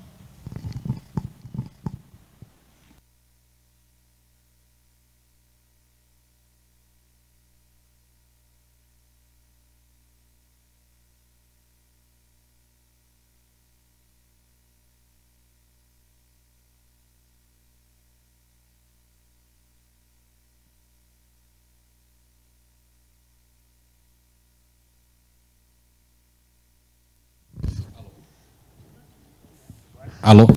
Não, tem um conjunto de temas, e isso está muito presente, eu diria, nessa tese que eu usei como fundamento para a minha exposição, e, de certa maneira, na tese que eu escrevi sobre sistema financeiro, e nas teses gerais sobre direito econômico, que nós precisamos, como operadores do direito, ocupar o nosso espaço nessa história, né? Eu não sou propriamente refratário aos usos de alguns instrumentos analíticos da análise econômica do direito, embora me contraponha a ideia de que eu possa, justamente na linha que o professor Camargo falou, que eu não posso derivar escolhas normativas a partir de interpretações fáticas do mundo. Assim, não é porque a economia é assim que você precisa derivar de um argumento de eficiência necessariamente uma escolha normativa. Existe um espaço de escolhas políticas valorativas, né, que eu posso, inclusive, fazer uma escolha não eficiente. Até porque a eficiência não é o único elemento a ser considerado, mesmo no sistema financeiro, por exemplo. A eficiência ela é um fator importante, você precisa de trocas eficientes, temporalmente eficientes no sistema financeiro, mas você precisa também conferir segurança, e às vezes há um trade-off entre as duas coisas. Um sistema extremamente eficiente ele pode ser muito inseguro. Não é? E aí esse ponto de equilíbrio são sempre muito difíceis. A professora Raquel Stein, por exemplo, fala do grande dilema do sistema, de regular o sistema financeiro. Você tem que conferir segurança a uma estrutura pensada para a tomada de riscos. Então, né, qual é o ponto de equilíbrio? O ponto de equilíbrio ele nunca vai ser a realização de uma única preocupação. Ele vai ser uma busca de pontos em que se pensa qual é, no nível de informação que se tem, a escolha, digamos, mais adequada entre esses dois pontos, essas duas exigências igualmente legítimas. De um modo geral, a Constituição Econômica também aponta por um conjunto de objetivos que eu posso até conciliar, mas aqui e ali eu vou ter conflitos, né? Assim, a própria ideia de preservação ambiental, não raro entra em conflitos com outras exigências também legítimas da Constituição, né? Então, e aí a tarefa inafastável, e esse é um pressuposto do mundo do direito, de refletir sobre essas coisas. Então, abstraindo essa viajada que eu dei aqui, né, e um convite a advogados e juristas tomem assento no debate sobre as questões econômicas, eu queria falar um pouco sobre, me parece, como se dá essa distribuição de competências no que se refere às escolhas de política monetária. E aí eu diria que uma forma de conciliar as exigências de participação democrática é dizer o seguinte: uma coisa é o objetivo geral definido na lei, que é a primazia da atuação do Banco Central, e não de outros organismos de Estado, na preservação do valor da moeda. É importante que se diga que a definição, e aí nós descemos do patamar mais geral da lei por uma escolha um pouco mais concreta, é qual o nível de inflação aceitável num determinado período de tempo, ou seja, qual é a meta de inflação. Que me parece a escolha de meta de inflação dentro dessa perspectiva de preservar o valor da moeda, significa dizer o seguinte: qual o nível de desvalorização da moeda aceitável? Porque meta de inflação é dizer, eu posso aceitar algo entre 4% e 6%? Eu estou sinalizando para a sociedade que a moeda é aceitável do ponto de vista da escolha do objetivo da política monetária, uma perda de valor da moeda de 4% a 6%, não é? Tendo o centro da moeda 5%. Então, de onde é que vem essa escolha? Do Conselho Monetário Nacional. Eu acho que é preciso fazer alguns ajustes. Essa questão, por exemplo, do mandato do presidente do Banco Central vencer no meio do mandato do presidente, eu diria que talvez o modelo mais adequado seria um presidente do Banco Central que, embora estável, estivesse mais próximo da escolha do presidente da República que irá governar junto com ele, que é trazer o fim do mandato um pouco ali para o final do primeiro semestre do início do mandato do presidente da República. Seria uma forma, talvez, de nós caminharmos para um certo alinhamento de expectativas na questão inflacionária. E sobre a questão inflacionária, eu botei um pouco de ênfase nisso. Eu fui uma pessoa que cresceu sob a inflação. Fomos, né? A inflação, a gente via a remarcação diária, assistimos a esse problema, embora eu não dispense os argumentos estruturalistas, e eu próprio me qualifico como estruturalista, de que há fatores estruturais da inflação. Por exemplo, uma inflação que tem a ver com escassez de oferta, ela não é propriamente objeto da política monetária, mas nós temos que considerar que sobre restrições muito semelhantes de desestruturação da cadeia produtiva no mundo como um todo, nós temos uma inflação no Brasil, uma inflação na Argentina, uma inflação na Venezuela e uma inflação no Chile. Então, o que mostra que não é só o problema estrutural da oferta que impacta a inflação. talvez os monetaristas tenham alguma razão, né? Porque é possível que nós estejamos enfrentando, principalmente na Argentina e na Venezuela, um tal processo inflacionário que é resultado justamente do problema de perda de completa confiança na fidúcia da moeda, que é a perspectiva dos monetaristas. Então, a inflação é desigual no mundo e deve ter alguma relação com as instituições responsáveis pela política monetária e também com o modo como concretamente essa política monetária é conduzida. E aí eu volto a falar dos efeitos perversos distributivos. Nós que crescemos sob a inflação e vimos os impactos, a inflação, além do efeito regressivo, e eu volto a dizer, ela é o pior imposto que se pode impor à população mais pobre, a inflação, ela mascara ineficiências fantásticas. Você quer fazer fraude financeira? Conte com a inflação. Você quer mascarar ineficiências no sistema financeiro, e nós tivemos a prova disso no ProER, quando o ProER, e aí eu sou obrigado a render homenagem a quem conseguiu levar adiante o Plano Real. O Plano Real foi uma virada, eu diria, copernicana, em termos de vimos com uma inflação persistente e vários planos econômicos não conseguiram debelar, o Plano Real conseguiu. E vocês aqui mais jovens já cresceram sob uma perspectiva de eu poder dar R$100 para vocês no início do mês, para a mesada, e você dizer, chegamos ao fim desse ciclo com R$100 comprando mais ou menos a mesma coisa. Mesma coisa. Quem viveu hiperinflação, que tu tinha 84%, 85% de inflação, sabe o valor de preservar a moeda, que é, sim, meus caros, um patrimônio público. A moeda brasileira, ela é fundamentalmente uma instituição do povo brasileiro. Nós precisamos confiar na moeda. Então, talvez os pontos de equilíbrio sejam entre essa visão um pouco mais estruturalista e de longo prazo do enfrentamento da inflação, que eu preciso aumentar a capacidade produtiva, a eficiência. Ela não é antitética com a ideia de preservar o valor da moeda no curto prazo. Aliás, preservar o valor da moeda com política monetária. E aí a política monetária, talvez o que nós não podemos pensar é o seguinte, a política monetária é apenas uma das políticas. Por exemplo, fomento não está com o Banco Central. Ela vai ter que ter uma outra estrutura para o fomento da economia. O que está se fazendo é uma segregação de funções. E dando os preços para isso. O que não tem sentido é usar um instrumento de política monetária para fazer fomento. Aí a coisa não funciona. Aí você começa a bagunçar a função e gerar aí sim inflação. É inequívoco que você transferir, por exemplo, a autoridade monetária para o Banco Central a função de fomento, além do conflito de atribuições, você gera inflação.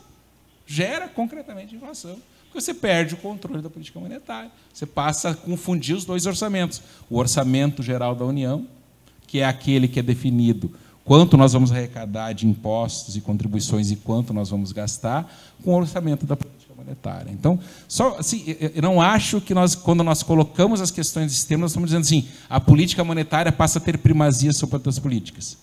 A preocupação da política monetária conduzida por uma determinada autoridade, com a responsabilidade específica de ser guardiã da moeda, ela, sim, tem prioridade para aquela autoridade. Não vai ser a prioridade para quem está responsável por políticas de fomento, por exemplo, que vai ter outro horizonte, vai ter outros recursos, outros instrumentos para interferir na economia. Então, não sei se ficou um pouco confuso, mas eu queria só trazer esse ponto, que não me parece que reforçar a autonomia que já existe, em vários aspectos institucionais, signifique colocar a política monetária como a escolha de primazia sobre qualquer outra escolha constitucional. Significa apenas dizer para a autoridade monetária, para o Banco Central, que sua principal preocupação, sua principal função é preservar o valor da moeda. Muito obrigado ao Eduardo e ao Lademir por esse debate, nos brindaram mais uma vez. Então, na falta de questionamentos... Opa!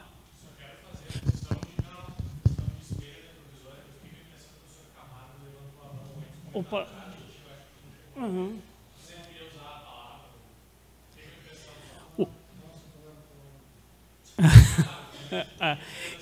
Tá, obrigado, Felipe. Não, isso aí é um diálogo aí do Marcelo com o senhor Ricardo, mas já é oportuna a tua intervenção, Né? Tu não és religioso, mas é uma intervenção benta, né? Porque justamente é o foco. Gente, na falta de questionamentos, eu vou... Tá, então deixa eu só eu já vou te jogar a palavra porque eu falar uma coisa interessante, gente. Sim, então 2 minutinhos. Gente, os argumentos foram lançados. O Thiago vai fazer uma última colocação. O que é o convite do debate? Eu poderia fazer uma fala, defender os interesses ou a visão daquilo que eu entendo correto. Não vou fazer isso. Porque o que é importante aqui, aqueles que já têm um pouco mais de caminhada no mundo do direito, que têm condições de refletir sobre esses argumentos, reflitam e entendam o seguinte: nós temos que fundamentalmente compreender, talvez isso é algo que o Habermas traz como importante, Norberto Bobbio faz também, tem que entender o tempo, e a gente tem que saber o que a gente discute. E a fala do Thiago é muito oportuna, porque eu fui colega do Thiago, inclusive quando eu não era nem aluno, assim, quando eu fazia o que vocês fazem, de participar das aulas, assim, como um convidado, eu pude ouvir muitas vezes o Thiago fazer colocações muito interessantes. Então, assim, compreendam o tempo. Entendam realmente o que se fala. A gente tem um problema na compreensão do direito, e aí eu já te passo a palavra e devolvo para o professor Ricardo, que é de estética jurídica. A gente olha, o argumento é legal, a análise econômica do direito é legal. Se eu tenho uma outra sensibilidade sobre o mundo, o estado social é o máximo. A questão, vocês têm que fazer escolhas num outro patamar. Vocês têm que fazer escolhas, gente, de mundo, sabendo que vocês vão ser afetados por ela. Cada turbilhão vai derrubar vocês, e todos nós. Né? E agora, o maior de todos os strikers do direito econômico, a palavra é Thiago Guerck. Não, pessoal, eu queria fazer uma pergunta, só que pelo andar da hora eu vou deixar ela só no ar um pouquinho, porque nas falas aqui, eu lembrei muito, agora tu até citaste a questão da Argentina, e uma outra oportunidade, mas gostaria muito de saber como a gente vai tratar disso, principalmente nesse recorte específico que tem na política argentina, de ter essa dolarização, essa composição de uma moeda circulando em 2 formas, né? E como a gente tem já patente de muitos anos que a competição da liquidez entre moedas sempre tem aspectos que ocorrem. Enfim, deixo do ar para ficar a reflexão de todos, porque não vai dar tempo. Então, só vou encerrar, que a fala do Eduardo me lembrou muito o autor que está sendo o maior tema da minha dissertação agora, que é o Vitor Nunes Leal, que o professor também sempre incentiva a gente retomar a sua obra. E, dado o momento, ele lembra que uma discussão que ele teve com o Francisco Campos, que o Francisco Campos defendia que os prefeitos eles deveriam ser totalmente indicados por um perfil técnico. E a história mostrou, como a história geralmente mostra, que os indicados pelo perfil técnico, na verdade, foram mais políticos que os indicados políticos.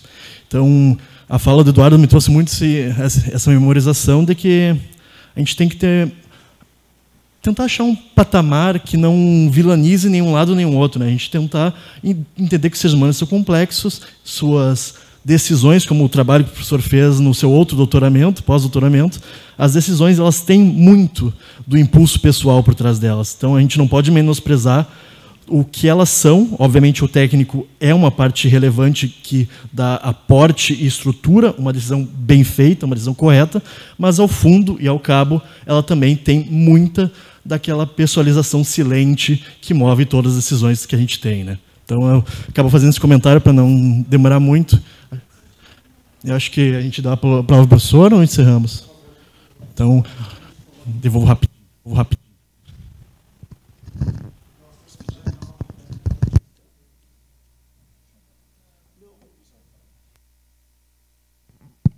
Pronto. Gente, assim, ó, com essas contribuições maravilhosas dos debates, mais alto aqui, agora peguei. Pessoal, com essas contribuições maravilhosas aqui dos colegas, o que eu devo dizer para vocês? Que agora a gente tem que ouvir, nas nossas últimas considerações, as palavras de quem sempre nos ensinou sobre o valor da informação na decisão, do papel do papel e da estrutura do que é o interesse público, qual é o papel do Estado e do diálogo que o Estado deve fazer com a economia e com a vida como um todo. Professor Ricardo Camargo, então, as suas considerações, a sua palavra e saudação de despedida. Bom, pessoal, as observações feitas tanto pelo Eduardo quanto pelo Lademir, né, que foram em alguns pontos divergentes, noutros convergentes, né? Mas é curioso que me vieram à mente, eu gosto muito de textos antigos, né? Todos vocês sabem disso, mas me vieram à mente as observações feitas pelo Georges Bourdieu, que foi um constitucionalista francês que influenciou muito a publicística brasileira. Pois bem, as considerações que o Georges Bourdieu fez a respeito do temor que ele tinha acerca de uma tecnocracia onipotente. E justamente essa ideia da imaculada conceição da tecnocracia acaba muitas vezes levando, e o Lademir deixou isso bem claro, que não é realmente a posição dele, mas acaba levando a ideia de uma tecnocracia soberana, mais do que autônoma, diante da política. E o próprio Banco Central tem alguns balizamentos na sua atuação, e se nós o transformarmos em algo soberano, de repente cai, né? Simplesmente cai, né? Eu fico só lembrando aqui de algumas disposições da Lei da Ação Popular que só teriam aplicação efetiva ao Banco Central. Por exemplo, o inciso 9º do artigo 4º, que é aquele que presume a lesividade da emissão de moeda sem a observância das normas específicas, né? Então, só para lembrar um exemplo. Eu lembro muito o professor Washington Albino, que foi o introdutor da disciplina de Direito Econômico, né? O professor Washington Peluso Albino de Souza, do qual eu tive o privilégio de ser aluno, do qual eu tive o privilégio de ser orientando, e ao qual eu sempre vou prestar as minhas homenagens. O conceito de ideologia constitucionalmente adotada que o Eduardo trouxe aqui foi amplamente estudado por ele. Desde a sua pesquisa no Direito Comparado, publicada em 1961, intitulada Do Econômico nas Constituições Vigentes, que é um trabalho que enfrentou mais de 100 constituições numa época em que não existia o computador à disposição de todo mundo. Foi um trabalho hercúleo que o levou justamente a mostrar a fragilidade dos chamados argumentos em ismo. Mas, para encerrar mesmo esta noite, até mesmo em função do belo trabalho feito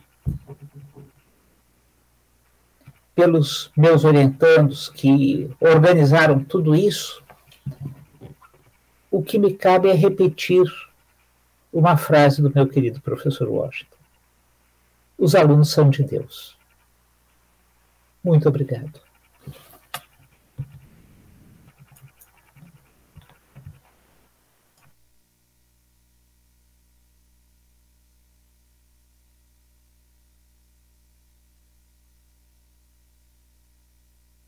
Para confirmar que contratos são promessas, eles podem ser rompidos, né? Como toda promessa, eu prometi trazer um livro e esqueci. Então, eu fiz um contrato futuro e não honrei. Isso acontece no sistema financeiro. Então, esse aqui é um exemplo prático. Mas eu vou fazer um novo contrato futuro, que é, eu entregarei o livro. Tá? O livro virá para a faculdade, vocês podem fazer o sorteio. Tá? Ele tende a ser meio enfadonho, porque é um assunto muito específico, se eu falei isso bancária, mas, de qualquer maneira, tem um exemplar aqui na biblioteca. tá? E aquele que for sorteado, por favor, leia, tá? Nem que seja só a primeira parte do livro, eu já ficarei muito honrado se a pessoa que for sorteada puder depois me dar o feedback. Mas então, eu vou cumprir minha promessa, tá, professor? Eu vou cumprir minha promessa, vou entregar o livro para os guris aqui e ele vai ser sorteado entre os alunos como eu havia prometido. Só estou fazendo aqui uma novação contratual, tá? E tentando justificar o meu descumprimento de contrato aqui, tá? Mas não foi voluntário. Obrigado. Assim que a gente divulga a produção científica no sorteio. Quem souber, levanta a mão. O primeiro que levantar e a responder certo ganha o livro. Qual foi a primeira Constituição do Brasil que previu um capítulo específico para a ordem econômica e social? Nelson, não. Não. Não, Nelson, não. Do grupo dos orientados, não.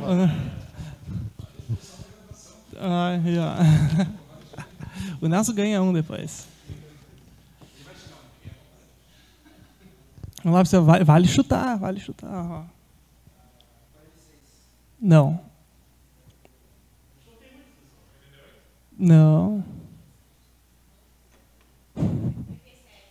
Não. A de 37, acho que tirou. Dá uma pista, ajuda o povo, assim. Boa. Contexto político. Foi assim, depois que o pessoal de São Paulo perdeu, mas mesmo assim teve que fazer uma revolução, teve que fazer uma Constituição. Não. Teve uma Constituição que durou bem pouco tempo. 34, ele acertou já. Pessoal, o Marcos Vinícius vai fazer agora a entrega da participação dos certificados para o Lademir e para o... Pegar o certificado para o Lademir e para o Eduardo. Por favor, acompanhem pelo site da faculdade, vai estar lá a nossa próxima data do próximo seminário. O propósito do grupo de orientandos é fazer todos os meses para que lá em novembro a gente vai combinar com um seminário internacional de grande importância e estamos criando informações para poder chegar a esse momento desse grande evento. Então acompanhem, por favor, pelo site, pelas redes sociais do pessoal da comissão, que nós vamos sempre estar disponibilizando quem será o próximo debate e de que maneira nós vamos estar podendo contar com a participação de todos vocês. Muito obrigado. Todos estão convidados para descer ao primeiro andar, sala dos professores. Temos um coquetel de confraternização dessa primeira. Professor Ricardo, daqui a 2 semanas eu levo um salgadinho para o senhor também. Daqui a 2 semanas estou em Barcelos. O Rafael, que está lá em Florença, só daqui a 2 meses. Obrigado, gente. Boa noite a todos.